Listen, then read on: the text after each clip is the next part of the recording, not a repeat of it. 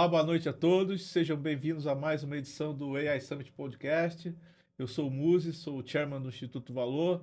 Muitos de vocês aqui já me conhecem, já conhecem como é que a gente abre aqui o nosso podcast. Mas para quem não me conhece, eu sempre dou aqui a oportunidade da gente conhecer pessoas novas, pessoas que estão ainda começando uma trilha no mercado e ao mesmo tempo trazendo pessoas muito experientes, né? Então hoje a gente está aqui com a Tatiana, que entrou hoje no nosso grupo do WhatsApp, o MIA, que é o Mulheres na IA, e assim que ela entrou no grupo, ela viu um anúncio que a gente fez de um convidado aqui que teve um imprevisto de última hora. E eu falei assim, preciso de alguém para poder ocupar essa vaga. E a Tatiana não perdeu tempo, em 5 segundos ela já tinha entrado em contato. E eu já falei, olha, manda sua foto e me dá o seu currículo e tal. Não deu tempo de falar, de ver o currículo dela, lógico, tá? Eu pedi para ela, mas Melhor assim, a gente se conhece agora. é isso aí, tá? Mas então, como é a nossa tradição aqui, cada um dos nossos convidados vai se apresentar. Então, vamos começar pela Tatiana aqui. Logo na seguida, a gente vai falar com a Ana Lígia e depois com o Marco Antônio Sabino, que todo mundo conhece como Sabino. Esse é um veterano. Aliás, ele é um cara de comunicação que vai aproveitar e fazer a avaliação aqui do nosso desempenho, Imagina, tá bom? imagina. Então, Tatiana, seja bem-vinda. Muito Obrigado. obrigada. Parabéns pela coragem de me abordar, tá certo? Obrigada, Foi um obrigada, Muzi. assédio que você fez, Não, mas não, você... mas foi jóia. Não, imagina. Você falou, e aí, quem que pode hoje? Quem que tá aí Não, disponível? Eu, tipo, consigo acertar aqui um foi espacinho na minha maravilhoso. agenda. Foi maravilhoso. Seja bem-vinda. Por favor, se Obrigada. apresente. Take your time, não tem pressa. Aqui a gente tem uma hora para falar para fazer esse podcast aqui. Quero que você conte muito aí a tua trajetória, a tua experiência na startup que você está pilotando, Uhum. que você fale um pouquinho dessa bolha que você falou comigo nos bastidores, né? Como é que pode a gente estar investindo tanto em comunicação, em conteúdo, e você só ter sabido do AI Summit pela tua sogra? Pois é, foi isso. Então, fica à vontade, seja bem-vindo. Obrigada, obrigada. Bom, prazer conhecer vocês e obrigada, que prazer estar aqui nessa mesa. Tô muito ansiosa para esse papo e as coincidências da vida que me trouxeram aqui, né? Bom, acho que dessa mesa claramente eu sou a que tem mais anos de experiência, definitivamente. Mas então não vou me alongar muito. Não, tem. Aproveita aqui. Eu sou a Tatiana, eu sou de alma, de coração pesquisadora, completamente apaixonada por comportamento humano e pensar o nosso papel crítico no mundo, né? Principalmente, acho que no mercado também. Eu comecei minha carreira em consultoria, e já trabalhei em algumas startups. Hoje eu estou na Silverguard como Head de Design. Design é a minha formação principal, mas hoje é tão difícil definir, né? Colocar uma cerca na minha atuação, mas acho que o que dá mais conta disso é service design, pesquisa, mas não de mercado, não de comunicação. Então, já vou aqui pedindo desculpa por isso. Hoje, acho que a minha relação com AI, ela tá muito perto do meu dia a dia, quando a gente pensa sobre as ferramentas que a gente quer criar para criar um ecossistema mais inteligente. Então, a Silverguard é uma empresa que existe para transformar o sistema financeiro digital brasileiro num ambiente mais seguro, né? Num ecossistema mais seguro em que as pessoas se sintam à vontade para sair de casa, para fazer um Pix, sem ter medo de cair num golpe, sem ter medo de alguém roubar o celular e, ai meu Deus, o que vai acontecer com todo o meu patrimônio? Meu patrimônio financeiro, todas as minhas fotos, as minhas memórias. Então, a gente ainda é uma early stage, né? Então, puxa, super no comecinho, tem 1 ano de empresa, ainda encontrando os caminhos para viabilizar esse grande sonho dessa segurança. Mas ele é um sonho que passa por IA, né? E eu comecei a me aproximar dessas ferramentas e dessa realidade não faz tanto tempo assim, mas logo ficou claro que a gente precisava, assim, incorporar isso no nosso dia a dia. E é um tema que me encanta também como pesquisadora e como uma pessoa que vai muito atrás de palestras sobre futurismo, e eu leio todos os trend reports que tem por aí. Enfim, só se fala de IA, né? E acabei sendo aceita num mestrado sobre Design for Responsible AI. Então, como pensar o AI de uma forma responsável, e quando a gente coloca a palavra design no meio disso tudo, significa criar AIs que sejam responsáveis com a sociedade, com a comunidade, com o meio ambiente. E, no final das contas, acho que é um pouco isso, né? O que você falou da gente não ter muito uma pauta programada aqui e dos convidados, talvez, serem esse mix de pessoas, é que todo mundo é criador de AI, né? Todo mundo está criando ali, seja nas interações, usando para pedir uma nova receita, para pedir uma dieta, para escrever uma carta de aniversário para o filho da sobrinha da tia da avó. no final, tá todo mundo co-criando essa AI junto com as Big Techs. Então, O que é mais legal nesse cenário é que a gente está passando por um momento da sociedade, do avanço da tecnologia, que é a primeira vez na história da humanidade recente, né, em que a gente vê oportunidades reais de startups, né? Porque antigamente toda a inovação ficava na mão das big techs, né? Agora as startups estão tendo uma oportunidade incrível. Então, quando você fala de receita, por exemplo, a gente está vendo a tiazinha, a gente está vendo a vovozinha, a mamãezinha que fica em casa, criando coisas incríveis com inteligência artificial, né? Uhum. Minha netinha com 6 anos de idade já mexe com o chat GPT e já fica criando seus próprios personagens. Ela por voz, ela fala os prompts e aí o chat GPT devolve para ela a historinha que ela quer. Então você vê que coisa incrível, né? Então, assim, a inteligência artificial está mudando muito o nosso modo de vida, né? E logicamente, Tatiana, agora eu vou passar essa conversa para a gente introduzir com a Ana Lígia, porque a Ana Lígia eu conheci ela num evento da Microsoft, mas eu já tinha cruzado com a Ana Lígia na época que ela estava no Grupo Abril, se não me engano, Sim, na Fundação Tivita, isso, né? Você vê como é que a exatamente. minha agenda é boa, hein, É. cara? A minha agenda é boa. Eu já tinha cruzado com ela há 20 anos atrás e a gente se esbarrou de novo no evento da Microsoft e ela vai falar um pouquinho do instituto que ela cuida, mas eu vi uma sinergia muito grande no que você está fazendo e nos propósitos do Instituto Valor também. E por isso que você está aqui hoje, daqui a pouco você está participando lá também do Do nosso warm-up, né? warm-up que vai ter lá no Mackenzie sobre educação. Somos dois educadores, então assim, eu acho que vai render pano para manga essa conversa aqui. Mas mais uma vez, seja bem-vinda, se apresente. O tempo que você precisar, a gente não tem limite de tempo aqui para falar de educação. Obrigada, prazer estar aqui com vocês. Prazer.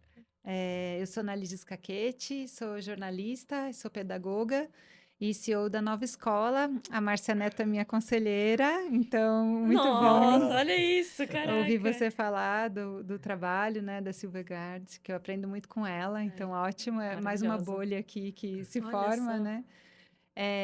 A Nova Escola é uma organização não governamental que nasceu no Grupo Abril, né? Começou na Fundação Vitor Tivita, nasceu em 1986, então tem já várias décadas. E hoje é uma plataforma digital. Ela começou como revista impressa, mas migrou para o digital porque, como todos sabemos, os hábitos de leitura das pessoas foram mudando muito, né, ao longo das últimas décadas. E a revista não era mais o melhor canal para a gente continuar falando com os professores das escolas públicas, que é o nosso público-alvo. Então, a gente mantém a missão de apoiar os professores das escolas públicas brasileiras, mas agora num novo espaço, que é o espaço digital.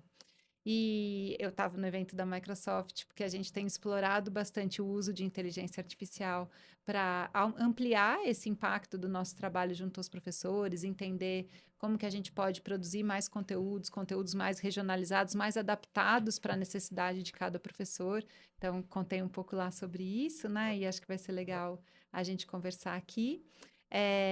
Trabalho no terceiro setor já há mais de 20 anos. Isso é joia. Então, é muito legal ver a evolução da tecnologia ligada a impacto, né, no nosso país.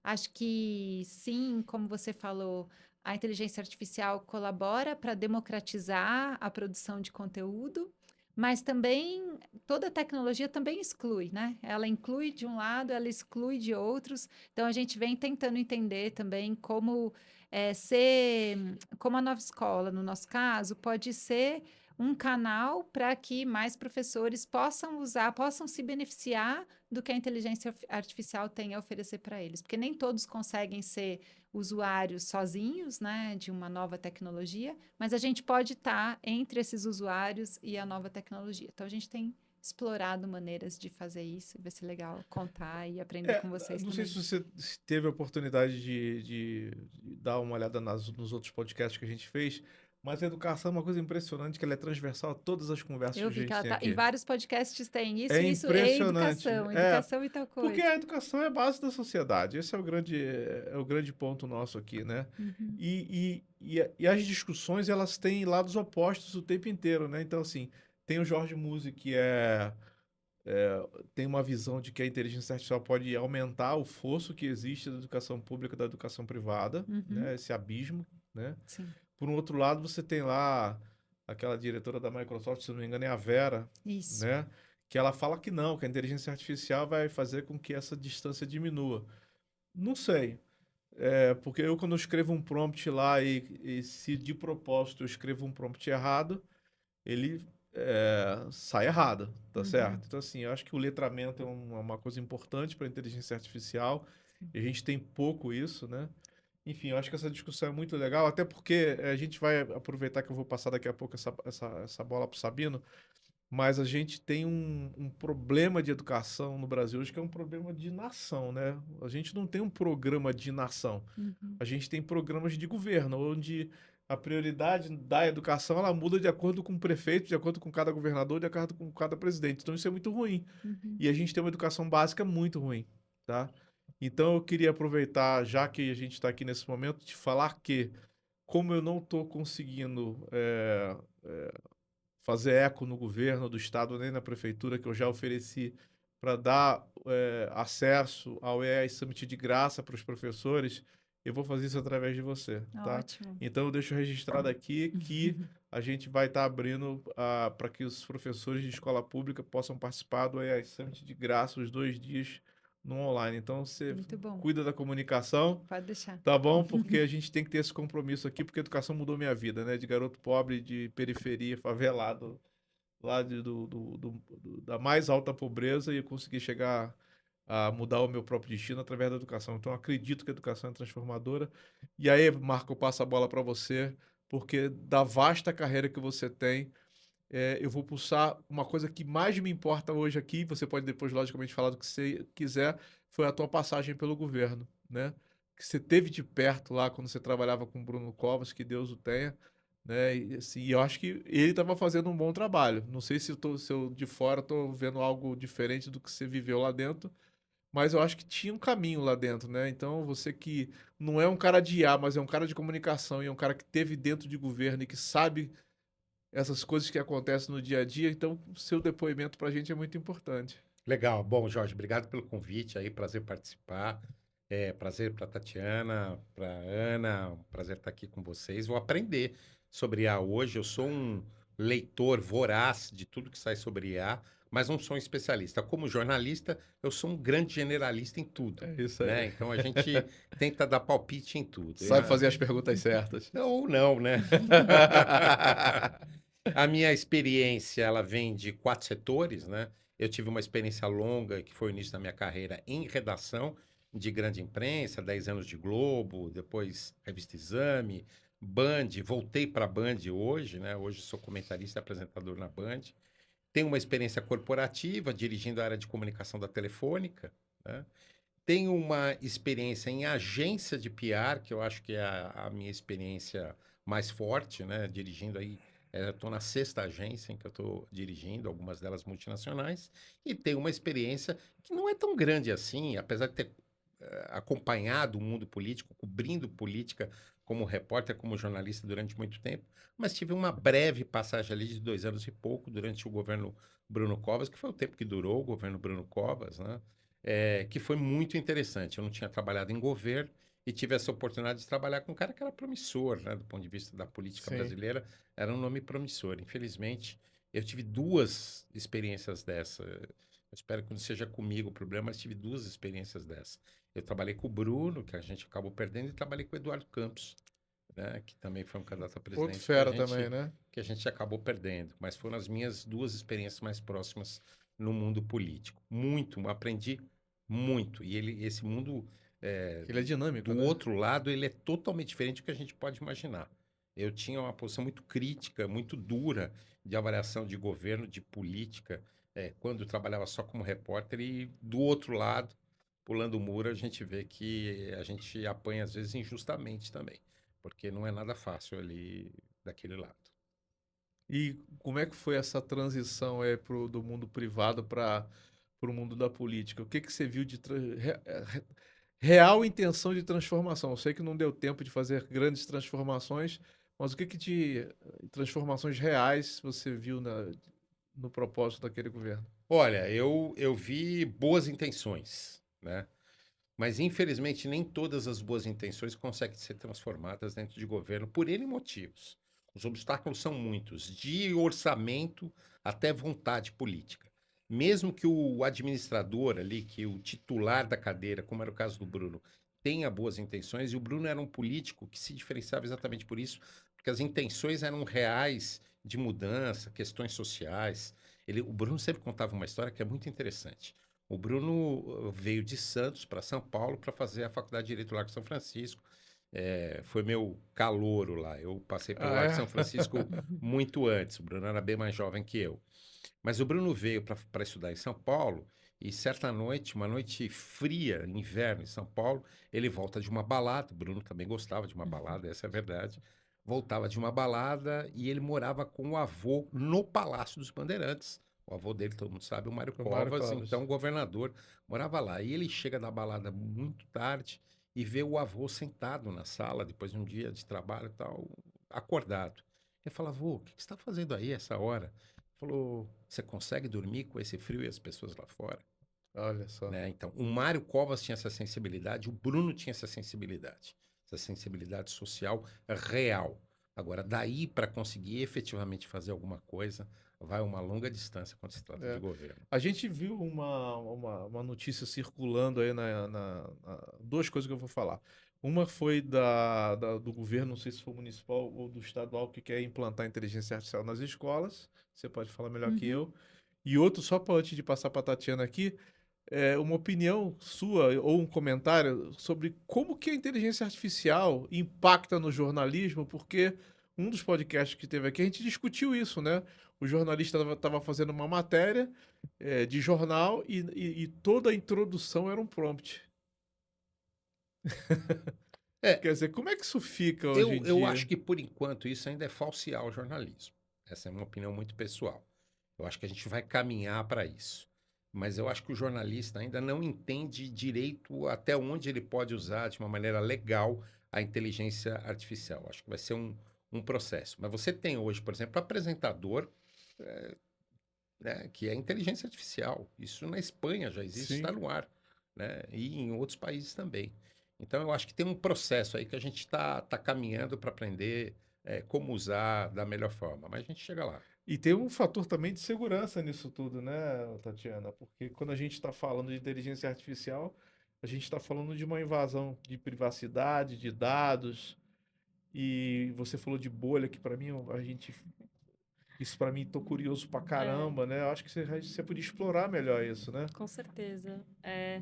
Acho que, bom, nas palavras até, estava comentando com você que a gente foi na Febraban Tech e a Amy Webb, que é uma grande futurista, pesquisadora, estava lá e ela falou: privacidade individual morreu. Não existe mais, esquece. A gente tenta cuidar dos nossos dados e tal, mas sim, agora só existe privacidade corporativa. E o que ela quis dizer com isso é, mesmo a gente na tentativa de tentar proteger os nossos dados e né, até acreditar, acho que existe uma dualidade entre viver nas nossas próprias bolhas digitais e tentar estourar essas bolhas, vai vir alguém e vai conseguir o seu CPF, enfim, a gente dá CPF a rodo aqui no Brasil, né? Uhum. Você dá o CPF na loja, até na padaria se te pedem, você dá o seu CPF. Então, é o CPF, é o seu endereço, seus dados, eles estão aí. E o problema de não existir nenhuma... de não existir mais essa privacidade individual é que agora você está totalmente sujeito a golpes, né? Se você ainda não caiu, você vai cair, estatisticamente falando. Os golpes digitais, infelizmente, pegam a gente totalmente desprevenidos e só no nosso ponto cego. Então, mesmo a pessoa que se disputa, eu sou super sagaz, inteligente, tipo, eu não vou cair num golpe desses ou em qualquer golpe digital. A gente tem sempre um ponto cego que tem alguma brecha emocional de talvez você não caia no golpe da compra, mas você vai cair no golpe do filho pedindo dinheiro. Mas talvez o golpe do filho pedindo dinheiro não é esse o golpe que você vai cair, mas você vai cair no, sei lá, limpar o nome do Serasa, né? Quem tem essa questão. Então, tem essas questões da gente estar muito mais exposto, né? Pode cair até no golpe eleitoral agora com deepfake. Então. Vamos chegar lá.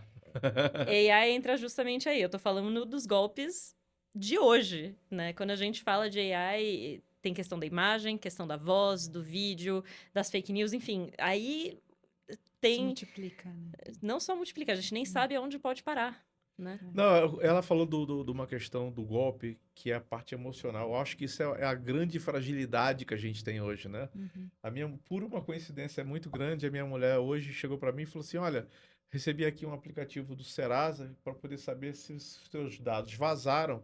e se você tem alguma indenização. Ai, Assim, é mesmo, é? Que interessante. Aí ela foi e botou o CPF dela e 0 de restituição para receber.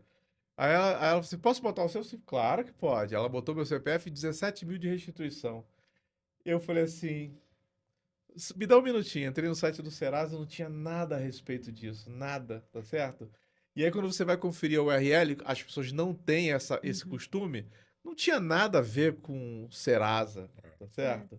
Então, assim, e qual foi a falha mais, assim, que os caras deram mole na hora de armar o golpe, né? Não, você vai preencher aqui e a gente vai mandar um negócio um link para o teu WhatsApp. é. É aí, o golpe tá aí. Então, você olha, É sai uma. fora disso aí. Ao mesmo tempo aqui amarrando, acho que todas as pontas, tem uma questão de educação, né? Então você fez ali um papel de tirar a pessoa do momento emocional, porque é exatamente isso. A engenharia social, que é como a gente chama essas táticas que te convencem, que te atraem para cair no golpe, chama engenharia social.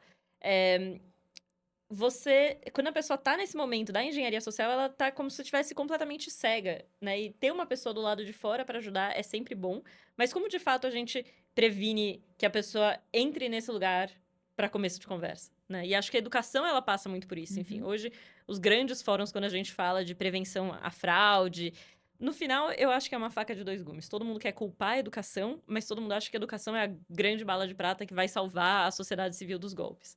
Eu ainda não tô convencida nem de A nem de B, mas eu acho que é uma grande questão quando a gente fala educação básica, educação financeira, educação digital, né? Letramento do universo digital e até letramento em AI. Até acho que passo a bola para você, Não, Ana. eu tenho, antes da Ana falar, tem uma coisa importante também, né? Quando a gente começou aqui o podcast, a gente está falando das oportunidades que estão surgindo aí com o empreendedorismo, né? Eu tive a oportunidade de 1 ou 2 semanas atrás de conhecer uma empreendedora chamada Beatriz, vou repetir o nome dela aqui hoje, já falei no podcast anterior, que tem uma startup que foi fundada baseada numa questão pessoal de que a ex-cunhada, ex alguma coisa dela, tá certo? Pegou todos os dados dela, todos os dados, e começou a construir vários golpes. Vários golpes. Golpes financeiros, golpes de internet, não sei o quê. Então assumiu a identidade dela e começou a fazer uma pessoa de besteira no nome dela, e assim, o nome dela ficou todo complicado e tal. E depois de muito tempo que ela conseguiu resolver e montou agora uma startup fenomenal, que inclusive ela me ligou hoje, falou que vai se apresentar no AI Summit, né? Porque a gente já está abrindo espaço para as startups se apresentar. E Beatriz, você vai ser muito bem-vinda no AI Summit, porque a gente está vendo aqui agora a Tatiana trazer um ponto muito parecido daquilo que a gente já discutiu, né? Então a gente está com pouca segurança. A privacidade, o que a gente comentou lá no começo das bolhas, né? Ao mesmo tempo que no universo digital parece que a gente está completamente cilado dentro de bolhas de opinião, né? Dentro da sua própria opinião política. Parece que você não consegue nem acessar o outro lado, a não ser que você se force a ir lá e ir atrás do outro lado. Os temas, né, são recorrentes, famigerado algoritmo, né? Que, de alguma forma, mensura o seu comportamento, o que você fica olhando lá no Instagram, no LinkedIn o dia inteiro, e ele vai te sugerir mais coisas iguais àquela. Então, é muito difícil de você sair dessa bolha. Ao mesmo tempo, você não está protegido por essa bolha, né? Seus dados estão completamente expostos para qualquer pessoa, dentro ou fora dessa bolha, te acessarem. E nem sempre com o Eu melhor já dos saí fora interesses. de Facebook e Instagram, então estou mais ou menos Um pouco mais um pouco protegido. mais protegido. Mas vamos voltar então no caso daquilo que a gente falou ainda há pouco sobre o abismo que hoje é presente da educação pública para a privada e como é que vocês estão fazendo lá para essa distância diminuir? Ótimo.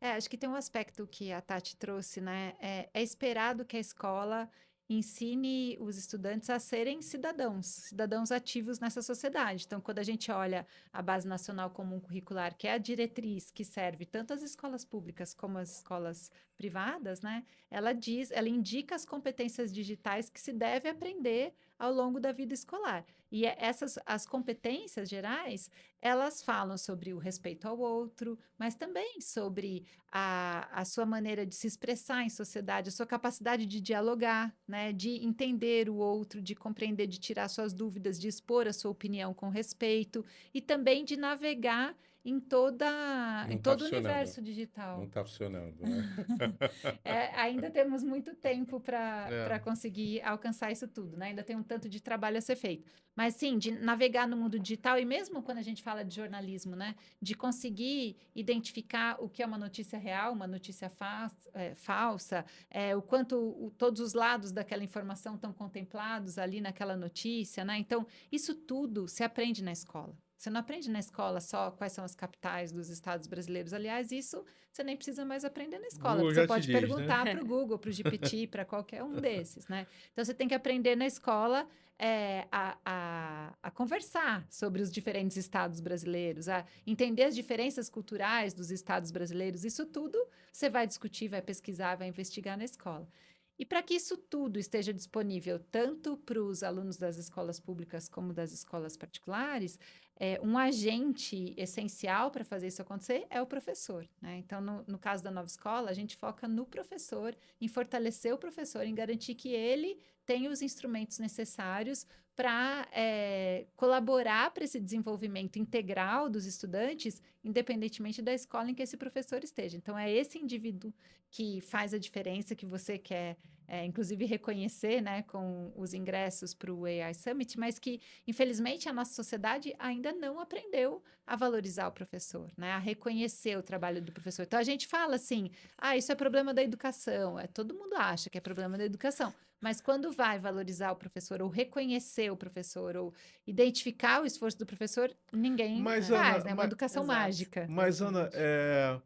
na época em que eu era estudante, né, não que eu não seja, eu ainda sou estudante, né, mas quando eu estava no ensino básico, fundamental, o professor em sala de aula era uma entidade, né? Sim. O que que aconteceu ao longo dessas décadas para o professor perder tanta autoridade ao ponto de hoje estar sendo, nas escolas públicas em particular, tá apanhando de aluno?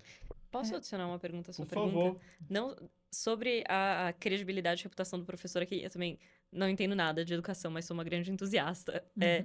A inteligência artificial, você acha que ela desempenha um papel de fortalecer essa credibilidade ou ela vai ser usada pelos alunos para menosprezar Questionar, né, o para professor. questionar o professor e talvez essa aura, né, de o professor vai ser diminuída? Eu acho que primeiro a função do professor mudou, né? Então, o professor, na minha Que época era uma também, entidade, ele né? era uma entidade porque ele era visto como quem dava todas as respostas. O professor hoje, ele também é, assim como jornalista, quem consegue fazer boas perguntas. Então, o professor, ele tem que ser provocador. Então, ele não tem as respostas, mas ele sabe indicar as melhores perguntas para que você consiga construir as suas respostas, construir seus argumentos, buscar as respostas em diferentes fontes, qualificar essas fontes. Será que essa é uma boa resposta ou aquela, né? Então, você falou da sua netinha, né, que Minha usa neta, o GPT. Usar o GPT, muita gente consegue, inclusive agora tem comando de voz e tal, você pode é. usar, mas entender se aquela resposta é uma boa resposta é um outro nível de uso, né? E o professor precisa colaborar, a escola precisa colaborar para que você consiga não só usar, mas entender se a resposta é suficiente, né? Antes a gente ia na Barça, a gente via a Barça, só tinha uma resposta possível, estava lá, você copiava e dava a resposta. Hoje não. Quantas Barças você pode ter disponível aí na sua vida, né? E a inteligência artificial, então, ela pode ser um instrumento de pesquisa.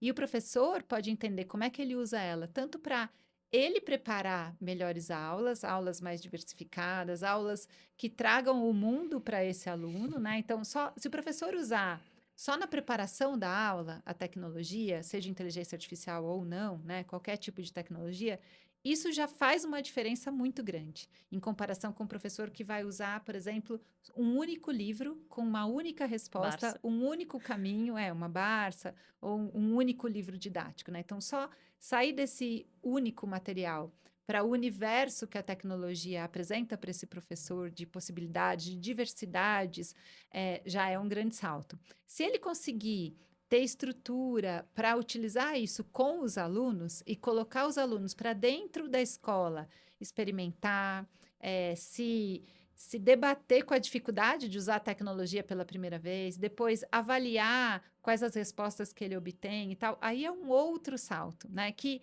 esse segundo salto, ele é mais difícil porque nem toda escola tem tecnologia disponível para usar com todo aluno. Então, o professor que leva os alunos para fazer uma atividade com tecnologia, ele é um guerreiro vezes 2, né? Porque ele conseguiu pegar 30 adolescentes, colocar numa sala com computador e indicar, orientar uma atividade que todo mundo fez na sala. Então, imagina isso tudo em 50 minutos, né? Para tirar todo mundo da sala, levar e tal.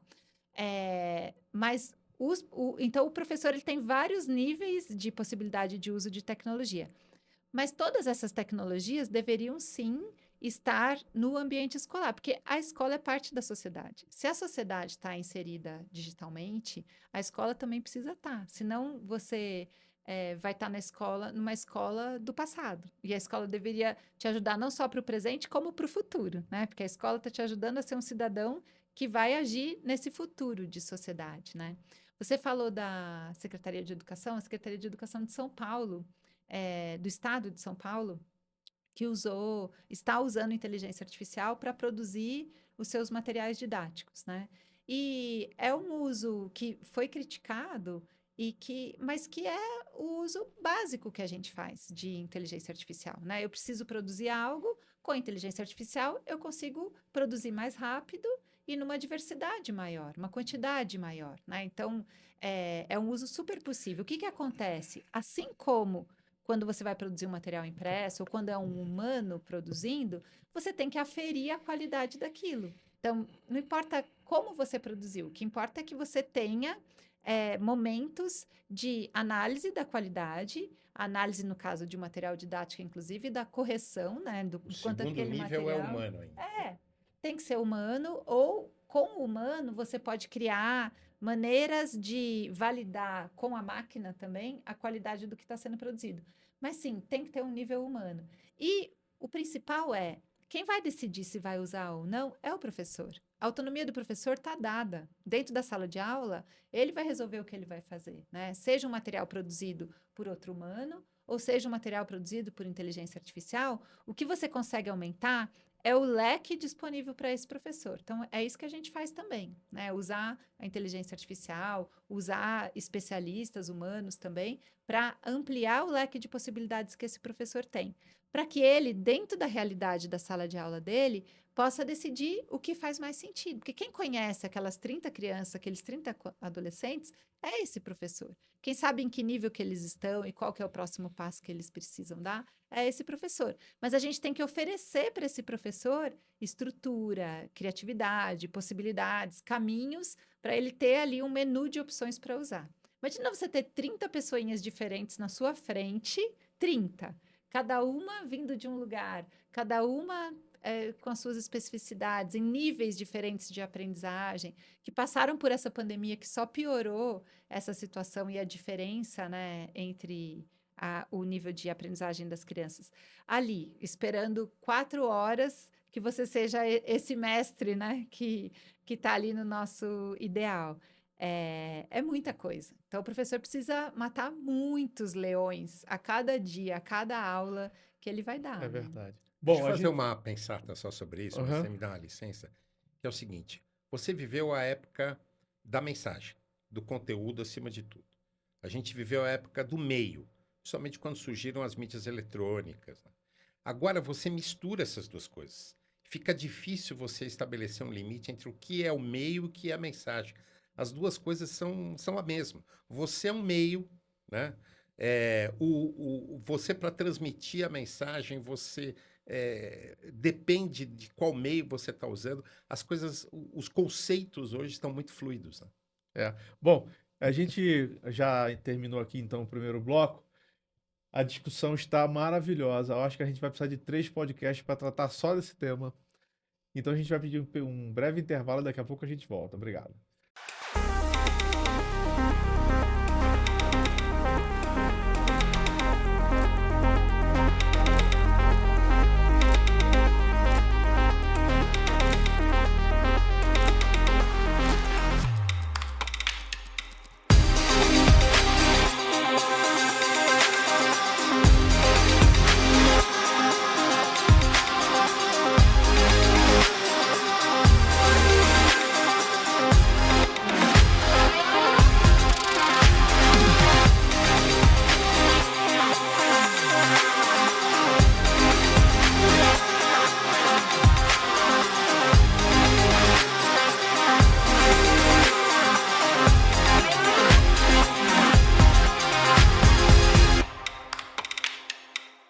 Boa noite, estamos de volta aqui para o segundo bloco do AI Summit Podcast.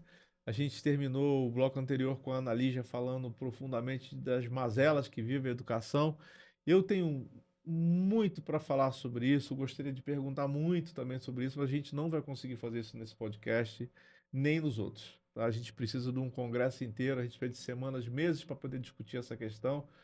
Particularmente quando a gente está falando de capacitação de professores, né? Então, na minha cabeça, não fecha a conta de quando a gente oferece para um governo do estado ou um governo do município que os seus professores sejam capacitados gratuitamente numa tecnologia emergente, é, sem nenhum custo, né?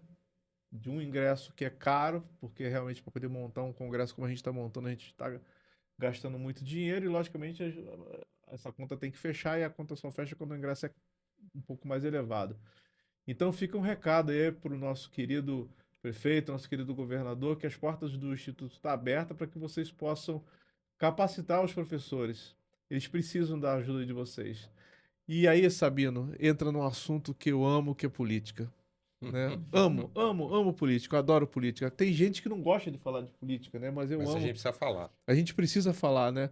Porque se a gente tem hoje problemas na segurança, na educação, na saúde, isso está na mão dos políticos, né? E Sim. somos nós que botamos esses caras lá para poder Sim. tocar o barco. Então, assim, em tempos de inteligência artificial, fake news e deep fake, essas coisas que vão acontecer já nessa eleição, te preocupa? Preocupa demais. As eleições, as últimas eleições americanas já foram muito impactadas por essas fake news e por a forma como até mesmo se fraudou depoimentos de candidatos usando a própria imagem do candidato, a voz do candidato. Então me preocupa demais. O TSE está tentando se mobilizar para fazer alguma coisa para evitar isso. Eu acho muito difícil.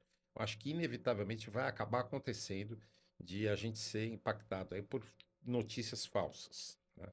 Nós vamos ter que ter discernimento e aí é que as coisas se misturam de novo. E a gente vai ter que avaliar as fontes. Que fontes são essas que nós estamos usando? Você pega um jovem, por exemplo, hoje, vou falar pela minha filha, né? Em que eu insisto que ela leia pelo menos uma matéria de jornal por dia, uma matéria de jornal por dia. Ela não vai ler. E olha, não vai ler nem mais o UOL, não vai ler nem mais o portal. Ela vai se informar pelo TikTok, ela vai se informar pelo Instagram, ela vai se informar por aquilo que os amigos estão dizendo no Instagram. Isso é terrível, isso é terrível. Então, eu acho que passa pela educação também de a gente ensinar como as pessoas se informam e se formam, né? Nós vamos ter que levar isso para a escola. A gente errou quando deixou a internet ter vida própria, né? A gente não educou os nossos filhos para poder saber lidar com o poder da internet, o poder da informação. E você não tira mais, viu? Você não tira mais eles desse mundo. Você, no máximo, pode ensinar como eles sobrevivem nesse mundo. Mas você tirá-los desse mundo... Essa história de, por exemplo, proibir celular na escola, não concordo, né? Não é isso. Você tem que saber usar o celular da melhor forma, não tirar o celular da escola. Você tem que criar instrumentos para que ele seja usado em De forma prol, correta, em prol exatamente. do objetivo. Exatamente. É que nem a turma de inteligência artificial que não quer que as escolas pratiquem inteligência artificial. Eu faço o doutorado em 2 lugares, né? Eu faço lá em Portugal, que eu tive que me afastar por causa da minha saúde, mas eu tô com uma aluno especial lá da USP na ECA, né? E é uma coisa impressionante as discussões que isso aí ainda estão percorrendo na universidade, né? Então a gente tem 2 problemas para resolver. Primeiro é o aluno chegar despreparado para fazer uma faculdade, que sai lá, chega lá sem saber fazer uma redação e sem fazer conta Nossa, eu já simples, dei aula em conta faculdade, básica, é difícil. né? E o segundo é que a faculdade, a academia, rejeita ainda a inteligência artificial. E isso vai ser um tiro no pé, né? Porque assim, se eu sou um dirigente acadêmico hoje, né? Se eu sou um reitor, eu ia trazer isso para dentro de sala de aula rápido, né? E criar os mecanismos de avaliação com a ajuda da inteligência artificial, não demonizando a inteligência artificial. Eu acho que esse é um ponto que a gente precisa discutir e forte. Agora, voltando um pouco na parte política, né? Além dos problemas técnicos, tecnológicos que serão embarcados agora nas eleições, né, e que já vêm sendo aprimoradas, tá? A gente tem um outro fator também que o governo, além de não estar preparado, e aí eu estou falando de governo federal, eu estou falando de Supremo Tribunal Federal, essas coisas que estão acontecendo no nosso dia a dia, que não tem uma posição isônoma, né? Você sabe que você falou de Supremo Tribunal Federal, tão criticado por mim mesmo. Eu sou um dos maiores críticos hoje do que é o nosso Poder Judiciário. Mas você sabe que o Poder Judiciário é um dos que mais está avançando na inteligência artificial. Hoje você tem as Lawtechs, né? Você tem as empresas que são especializadas em diminuir esse volume de ações, essa repetição nas sentenças. E o Supremo Tribunal Federal tem conversado com startups na área de direito, né, para ajudar a agilizar e a padronizar determinadas sentenças. Mas você tem razão no que você fala, que de uma forma geral os governos ainda estão distantes, ainda usam mal a inteligência artificial. Mas eu insisto, eu tenho falado, eu tenho lido muito sobre isso, mas as pessoas ainda têm medo, têm um certo preconceito ainda em relação à inteligência artificial, porque não enxergam o que a Ana estava falando, que em última análise você tem que ter um nível humano ali interagindo para de alguma forma fazer a avaliação daquilo que está sendo produzido pela máquina, inevitavelmente, ou antes ou depois no processo. Você sempre vai ter antes e depois, né? Você tem humanos criando a máquina e depois humanos consumindo ou reprovando ou aprovando o que a máquina está produzindo. Só que acho que nessa discussão inteira, o que é mais difícil é o futuro, ele chegou muito rápido e continua chegando, né? O tempo inteiro, cada dia que passa, justamente porque a AI nela se autogera, né? Enfim, ela aprende conforme a gente usa e a gente aprende a usar usando, e ela também vai aprendendo conforme a gente vai usando, enfim, tudo vai se misturando. Então, criação, criador e produto, tudo fica no mesmo espaço aqui agora. Então, quando a gente fala de incluir essas ferramentas nas salas de aula, não é só sobre como usar. Ao mesmo tempo que você está ensinando uma criança a usar aquela ferramenta, o engenheiro que constrói aquela ferramenta está estudando para aprender como construí-la, né? Então... Nós não estamos preparados para essa velocidade. Não. A gente não consegue, não dá tempo de a gente... Eu estou lendo um livro que é do fundador do DeepMind, né? Que tem dados ali incríveis. Por exemplo, a biogenética, né, e a inteligência artificial, como é que essas duas coisas estão se cruzando. O próximo passo não é você ter os computadores binários aí, mas o próximo passo é você usar o DNA, o ATCG, como se fossem chips, né? E ali você, 1 quilo de material genético, ele consegue concentrar todas as informações do mundo. 1 quilo de material genético. Então, são coisas inacreditáveis de você pensar hoje, e tantos outros exemplos. Eu dei só um que passou aqui na minha cabeça, mas nós não estamos conseguindo acompanhar a velocidade com que isso está ocorrendo. A gente está passando por um fenômeno muito interessante, né? Isso aí, o que você falou está simplesmente perfeito, né? Eu dei uma palestra há poucos dias, que por acaso coincide com uma coisa que eu vi também no negócio da Microsoft, lá, a apresentação da Microsoft. Facebook teve 7 anos para atingir 100 milhões de usuários. O ChatGPT, 3 meses para atingir 100 milhões de usuários. Então, a velocidade, nem essa geração atual, agora que eu nem sei em que letra que a gente está, se é a Z, se é a... Me perdi também. Vai acabar o alfabeto, né? Vai voltar para o ar. Tatiana, explica isso para nós aí, porque você tá fugindo da resposta para a pergunta que eu te fiz, agora você não vai fugir. Sobre a bolha, eu quero saber da sua sogra. Como é que pode a gente ter chegado na sua sogra, o AI Summit, fazendo um trabalho bacana pra caramba em rede social e tal, e fazendo warm-up, fazendo podcast, não sei o que, a sua sogra fica sabendo do AI Summit e você não estava sabendo, e foi ela que furou a sua bolha. Foi ela. Então, que furou. conta pra nós esse negócio. Nossa, aí. Nem sei explicar, acho que foi o universo alinhando os astros, porque foi isso, eu acordei de manhã, tinha um e-mail dela falando, olha, tá aqui, recebi esse e-mail marketing, nossa, que bacana, que legal, de onde você recebeu? Tipo, você conhece alguém que tá organizando, não sei o que, ela, não, só recebi o e-mail e Era um call to parece action, né? interessante, e aí achei que você ia gostar, eu, nossa, realmente, que legal. E aí eu fiz, enfim, né, link do grupo e tal, e aí Mas o que te encontrei. preocupa nisso ou não te preocupa nada essa sociedade em bolhas que a gente está vivendo aí? E aí, daqui a pouco, a Ana pode complementar um pouco essa história aí. Acho que a preocupação tem a ver com o que eu mencionei um pouco antes e que também já é totalmente batido, né? Todo mundo fala sobre como o nosso ambiente virtual, de certa forma, reforça nossas próprias opiniões e nosso comportamento. Então, o que você falou da sua filha não ler uma notícia de jornal e ela tá sujeita ao algoritmo, né? Então, se ela acredita em XXX opinião, ela só vai receber informação XXX. E o outro fulano senta do lado dela só vai receber YYY. E furar isso é, é muito difícil. E, honestamente, eu não sei como... Talvez até proponha isso como uma pergunta. Não sei se a AI vai resolver ou se vai trazer ainda mais uma camada de complexidade. Porque daí não é só eu vou receber conteúdo XXX que alguém está produzindo e que existe. AIs vão começar a produzir só XXX e vão gerar coisas novas em cima de E o XXX conceito grego do diálogo se perde. completamente. Ou não, você só vai É. conversar, sabe com quem? Com deepfakes e com pessoas tentando aplicar golpes em você, enfim. Cenário totalmente catastrófico, né? Mas é bem Nesse possível. ponto, eu acho que os pais agora têm uma responsabilidade redobrada, triplicada. A minha neta, por exemplo, a minha filha não tem muito tempo, porque ela trabalha 12 horas, sei lá. Eu já passei dessa fase, eu não trabalho mais tanto tempo assim, não.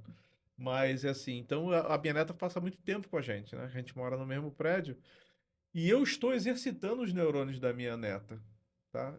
Eu sou o profissional trainer dela de matemática, porque ela com 6 anos de idade, sou eu que estou fazendo as continhas para ela, né? E sou eu que estou aumentando os graus de dificuldade.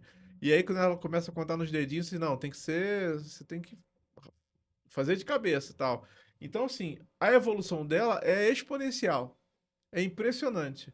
Mas por quê? Porque ela está sendo estimulada. Uhum. Entendeu? Eu acho que talvez, eu não tenho conhecimento a esse ponto, eu acho que talvez essa seja a grande falha dos educadores que eles cometeram ao longo do tempo, que foi eles pararam de estimular os alunos, eles pararam a consumir as ferramentas tecnológicas, foram se engessando ao longo do tempo, ao ponto deles agora não conseguirem recuperar isso, né? Será que não tem Será? outras Não capacidades? sei. Eu Não tô tem jogando outras isso. Eu gosto de jogar capacidades? umas bombas assim na mesa para poder ser Não sei, discutido. eu não vejo assim, não. Eu acho que tem muito educador que estimula muito os estudantes. Acho que é difícil, não dá para a gente generalizar. Claro Talvez que você não. veja uma ou outra situação em que não. Acho que é difícil para o professor conseguir estimular todos os alunos, porque são pessoas diferentes. Acho que a tecnologia pode ajudar nisso, porque com a tecnologia você consegue diversificar as dinâmicas e as possibilidades oferecidas para uma turma, né? O professor é um só, mas com tecnologia ele consegue desdobrar ali as metodologias utilizadas. E acho que tem um aspecto também que é interessante, que o Sabino usou uma palavra que é o meio, né? O meio e a mensagem, mas olhando para o meio, eu acho que às vezes a gente desloca o lugar da tecnologia e a gente começa a fazer coisas pela tecnologia. Então, inteligência artificial, agora inteligência artificial, beleza, então vamos usar a inteligência artificial. A gente tem que pensar em qual é o problema que a gente tem e aí pensar em como a gente vai resolver esse problema. A tecnologia pode ser o meio para resolver esse problema ou não, né? Então não dá para a gente jogar toda a conta na tecnologia, nem toda a solução na tecnologia, né? Ela pode Sim. colaborar ou pode ser que não. Então, os alunos precisam ser estimulados? Precisam. O professor precisa de tecnologia para isso? Pode ser que sim, pode ser que não. Às vezes, um professor, uma dinâmica, um professor com uma ótima metodologia dentro de uma sala de aula que instiga esses alunos, que faça todo mundo sair pelo bairro, investigando um problema altamente conectado à necessidade daquela comunidade, pronto, não tem tecnologia envolvida e os estudantes vão estar muito engajados e vão conseguir trazer soluções, né? É, então, enfim, eu acho que não necessariamente todo O professor mundo. se desconectou, você não acha, não? Não, não acho. Eu acho que o professor é uma categoria profissional que está também tentando entender, assim como nós, cada um no seu lugar, tentando entender que sociedade é essa, para onde a gente Mas está tem, indo, mas tem um dar outro, conta dessa velocidade mas tem um Esse outro ser necessária. humano, ponto cidadão do também, futuro. mas tem um outro ponto também, e talvez você tenha a resposta sabendo, porque você, apesar do pouco tempo, você deve ter vivido alguma coisa disso. Mas assim, as diretrizes da Secretaria de Educação do município de São Paulo, particularmente, ao invés de orientar o professor, eu vou falar de um caso real, não vou falar nome e tal, assim. Mas ao invés de orientar o aluno a ler e escrever, tá assim, ensinando que a menina tem vagina e o menino tem piu-piu. Para uma criança de 4, 5 anos. Eu acho isso tão desnecessário, esse tipo de diretriz, tá? Que isso não está agregando nada na educação das crianças. Mas será que isso está sendo... Primeiro, Isso a minha está sendo primeira dúvida é se ensinado está caso sendo real. ensinado para crianças de 4 e 5. A outra é qual é o contexto que está sendo ensinado. Porque o corpo humano, a noção de corpo humano, de gênero, tem uma série de noções que são conhecimentos previstos na escola. Não para 4 e 5, Pois mas é, para depois. é isso. Talvez parte disso comece a ser explorado na educação infantil. Por exemplo, a noção do próprio corpo é algo que se explora Mas desde isso não acontece na cedo. escola particular. Não, deveria, porque a A escola Secretaria particular espera Municipal... os timings corretos. Então, mas será que qual é o timing correto? Porque a escola municipal, a Secretaria Municipal, segue a Base Nacional Comum Curricular Nacional. O currículo municipal é uma adaptação da base que vale para o país todo e para todas as escolas. Se isso está, de alguma maneira, aparecendo para crianças de 4 e 5, tem alguma conexão com o que se espera que essa criança aconteça. Por exemplo, respeitar o próprio corpo e entender os limites do próprio corpo é algo que a criança tem que aprender desde pequena. Quando uma pessoa na creche está trocando a fralda de uma criança, ela está ensinando para essa criança sobre os limites do próprio corpo. Quem pode trocar a fralda dessa criança e como pode trocar a fralda dessa criança? Essa criança tem 1 ano de vida. No entanto, já tem uma noção de respeito ao corpo que começa a ser trabalhado lá. Então, eu não vi esse material, não sei qual que é. Só estou dizendo que tem A gente vai noções. compartilhar essa Ótimo, agenda em algum vamos olhar. momento. Porque, assim, quando a professora foi questionada, ela disse: Olha, eu também não concordo, mas isso é uma orientação que vem de cima. Uhum. A professora não, a diretora da escola. Mas eu acho que aí tem uma questão que, assim, como em qualquer coisa na vida, a educação tem um viés ideológico também. Com certeza absoluta. Então, dependendo do governo que aí está, É. você tem uma orientação ideológica inevitável dentro da escola, né? Sem falar na experiência pessoal de cada professor também, né? Cada professor tem a sua crença política. Então, isso influencia. Agora, sem ser maldoso, mas eu vou te falar que os professores não estão ensinando que a menina tem vagina e o menino tem pipi. Eles estão ensinando coisas que bagunçam toda a cabeça das É crianças. verdade, é verdade. Isso aí é uma verdade, não dá para fugir dessa verdade, tá? Bom, Mas gente, vai aqui uma questão ideológica não, também, na minha opinião. no meu Um caso, filtro. eu tenho pouco filtro, né? Então eu vou buscar não explorar esse filtro agora, para a gente poder ter essa oportunidade de ir um pouco mais a fundo no tema que a gente está aqui discutindo. Mas, assim, a gente está chegando já no final aqui do nosso podcast. Eu acho que agora está na hora da gente pegar as opiniões pessoais.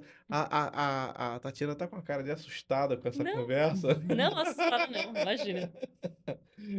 Te chocou essa conversa? Não, Não, chocou não. não. Acho Então, que desviamos um pouquinho da expectativa é. aí. Não, mas isso sempre acontece aqui. Isso sempre acontece. Por isso que é bom não ter pauta, que a gente vai explorando as coisas que realmente interessam para que as pessoas que estão aqui assistindo a gente tenham a oportunidade de refletir também, tá? Porque quando a gente fala de inteligência artificial puramente tecnológica, a gente está esquecendo o lado humano também, tá? Eu estou escrevendo um livro que vai ser lançado nos dias 2 e 3 de setembro lá, que fala muito sobre essa coisa do que você está pesquisando agora, que é o lado humano, que é a IA responsável, enfim.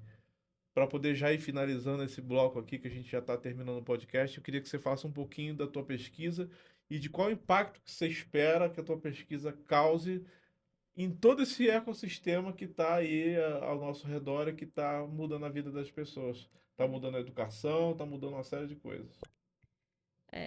Eu acredito que, assim como essa conversa inteira, né, a gente falou muito sobre a construção, né? Tanto terem pessoas por trás da IA, quanto terem pessoas que estão ali depois consumindo aqueles dados e a gente, como sociedade, simultaneamente construindo uma ferramenta e aprendendo a usar ela, né? Essas duas coisas acontecendo em paralelo. E eu acho que, no final, não sei, uma coisa que ficou dessa conversa aqui pra mim é a gente pensar quem que é o ser humano do futuro, né? O ser humano do futuro é muito diferente do ser humano do cidadão que a gente conhece historicamente e que a gente conhece hoje. É uma pessoa que muito provavelmente vai ter competências cognitivas muito diferentes das nossas ou das que a gente aprendeu a desenvolver. Vão ser pessoas que vão ter noção, talvez, de o que é ético, o que é responsável, o que é certo, o que é errado, o que é bom, o que é ruim, talvez muito mais cinzas do que o que a gente vê, né? Vão ter até talvez uma noção muito diferente do que é ser pessoa. Precisa ter carne e osso para ser pessoa?